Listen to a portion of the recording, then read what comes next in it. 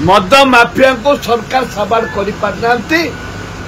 आशीर्वाद आज सरकार भी गढ़ी गंजाम जिले में बहुत जीत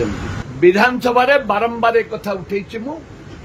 सरकार संपूर्ण भाव में चोरा कारबार मदर चोरा कारबार बंद करंतु किंतु सरकार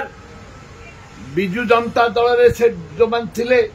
मद माफिया आज बीजेपी दल में अच्छा से मद माफिया को सरकार सवार कर आशीर्वाद आज सरकार भी गढ़ी गंजाम जिले में बहुत जीत से सरकार को अनुरोध करुच्ची जो मद विषाक्त मद पी जो मैंने मरी 10 लाख टका परिवार को दि जाऊ एवं जो मैंने आक्रांत अच्छा तुरंत जहाँ खर्च राज्य सरकार करंतु एवं ता सहित